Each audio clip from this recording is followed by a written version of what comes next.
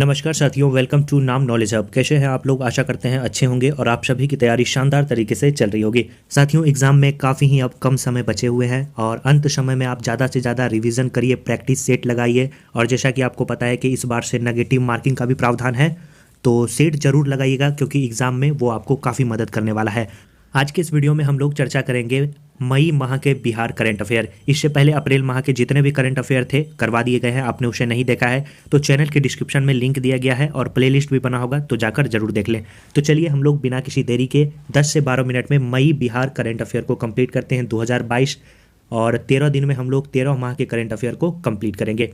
पहला पॉइंट है कि दरभंगा के बाद जो बिहार में फ्लोटिंग सोलर पावर प्लांट का उद्घाटन है वो अब कहाँ किया जाएगा? तो याद रखना है वो फुलवरिया, नवादा और दुर्गावती डैम जो आपका कैमूर है वहाँ पे किया जाएगा। अगर आपके प्रश्न में पूछा जाए कि बिहार का सबसे पहला फ्लोटिंग सोलर पावर प्लांट कहाँ है, तो याद रखना है दरभंगा में है। इसके बाद फुलवरिया नवादा में और दुर्गावती डैम कैमूर में इसका उद्घाटन किया गया है। हाल ही में बढ़ता बिहार उद्यमी के लिए किस एजेंसी ने राज्य में एमएसएमई को सहायता प्रदान की है? तो याद रखना है नाबार्ड और सिडबी के द्वारा जो है सहायता प्रदान की गई है। सिडबी के मुख्यालय के बारे में पूछा जाता है तो याद रखना है सिडबी का मुख्यालय लखनऊ में स्थित है। हाल ही में ब्राज़ील में आयोजित 24वें ग्रीष्मकालीन डेफलिम्पिक 2021 की बैडमिंटन प्रतियोगिता में हाजीपुर बिहार के किस खिलाड़ी ने स्वर्ण पदक जीता है? तो याद रखना है ऋतिक आनंद ने। ये साथियों 67 बीपीएससी जो आपका री एग्ज़ाम हुआ था उसमें ये प्रश्न पूछा गया था और same to same as it is देखिए नीचे जो प्रश्न लिखा गया है। हाल ही में सुनंदिनी कार्यक्रम को किस चालू वित्तीय वर्ष तक विस्तारित किया गया है? तो 2022-23 तक। और सुनंदिनी कार्यक्रम का संबंध किससे है?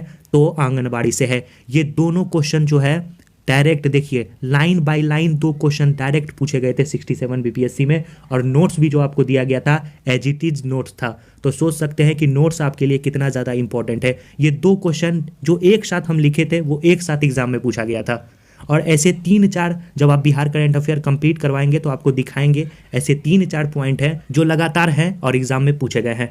तो अगर आपने नोट्स नहीं लिया है तो डेफिनेटली नोट्स ले लें और अंत समय में उससे आप तैयारी करें। आप बिहार स्पेशल में अच्छा स्कोर करेंगे। जो इंपॉर्टेंट पॉइंट है जिससे एग्जाम में क्वेश्चन पूछे जाते हैं सिर्फ और सिर्फ उसी को शामिल किया गया है।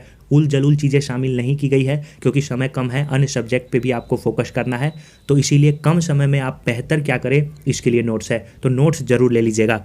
नेक्स्ट है निम्नलिखित में से किस राज्य सरकार ने हाल ही में खरीफ महाअभियान की शुरुआत की है? तो याद रखना है बिहार में इसकी शुरुआत की गई है नीतीश कुमार के द्वारा। बिहार में शराबबंदी कानून को सशक्त बनाने के लिए बिहार सरकार ने हाल ही में कितने रुपए की स्वीकृति दी है? तो याद रखना है 50 करोड़ रुपए की। नदियों से जुड़े डाटा एकत्र कर उनके जल संचयन और प्रवाह क्षमता आदि का अध्ययन करने वाला देश का दूसरा केंद्र बिहार के किस जिले में बनाया जा रहा है? तो याद रखना है बिहार के सुपौल जिले में बनाया जा रहा है। और नेक्स्ट जो पॉइंट है वो काफ़ी ही महत्वपूर्ण पॉइंट है, और हाल ही में बिहार एसएससी सीजीएल 3 का जो एग्जाम हुआ था, आई थिंक 24 तारीख के डेट में ये क्वेश्चन पूछा गया था कि बिहार का पहला रबर डैम जो है किस नदी पे बनाया जा रहा है? तो याद रखना है फल्गु नदी पे बनाया जा रहा है बिहार का पहला रबर डैम। हाल ही में जारी केंद्रीय रिपोर्ट के अनुसार बिहार संगठित क्षेत्र के कामगारों के राष्ट्रीय श्रम पोर्टल पर निबंधन के मामले में देश में किस स्थान पे है? तो याद रखना है दूसरे स्थान पे है। पहले स्थान की बात करें तो उत्तर प्रदेश इसमें पहले स्थान पे आता है। अगला पॉइंट है कि हाल ही में पटना एयरपोर्ट से किस नई विमानन कंपनी के विमान का परिचालन शुरू किया गया है? तो याद रखना है फ्लाईविंग एयरलाइंस। याद रखना है क्या है? फ्लाईविंग्स एयरलाइंस। हाल ही में ऐतिहासिक नगरी जो गया है उसका नाम बदलने का प्रस्ताव जो है राज्य और केंद्र सरकार को भेजा गया है। कहा गया है कि गया का नाम बदलकर गया जी कर दिया जाए। किस राज्य की ई विधान प्रणाली को हाल ही में बिहार में लागू किया जाएगा? तो वो है आपका हिमाचल प्रदेश। पटना संग्रहालय के वास्तुकार का क्या नाम है? मोस्ट वीवीआई क्वेश्चन है, याद रखेंगे राय बहादुर विष्णु स्वरूप। नवीनतम रिपोर्ट के आधार पर बिहार में शिशु मृत्यु दर घटकर कितनी रह गई है? तो जो आंकड़ा निकला था उससे यह अनुमानित होता है कि 27 रह गई थी। याद रखना है, अच्छा क्वेश्चन है। हाल ही में आपदा फरिश्ता सम्मान 2022 से किसे सम्मानित किया गया है? तो याद रखना है कि आपदा फरिश्ता सम्मान 2022 से संतोष कुमार को सम्मानित किया गया है। हाल ही में बिहार सरकार ने किस योजना के अंतर्गत आने वाले शिकायतों के लिए राज्य स्तरीय लोकपाल का गठन किया है? तो याद रखना है मनरेगा।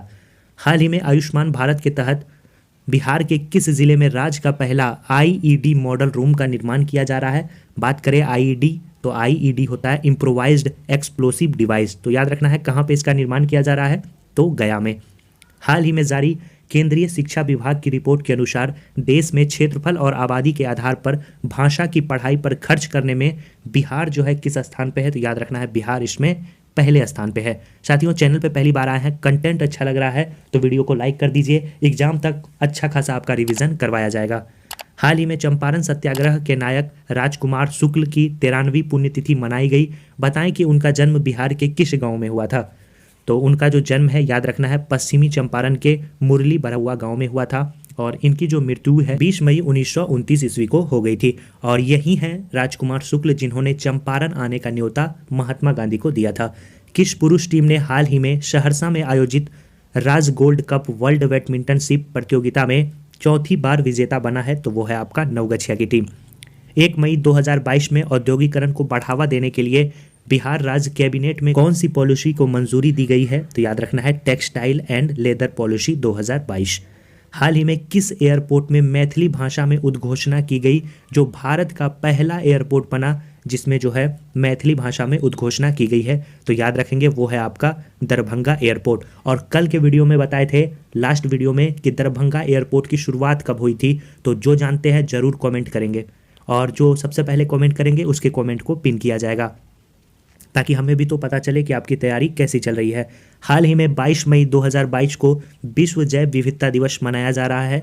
बताएं कि बिहार का पहला जैव विविधता पार्क जो है किस जिले में स्थित है, तो याद रखना है अररिया में स्थित है।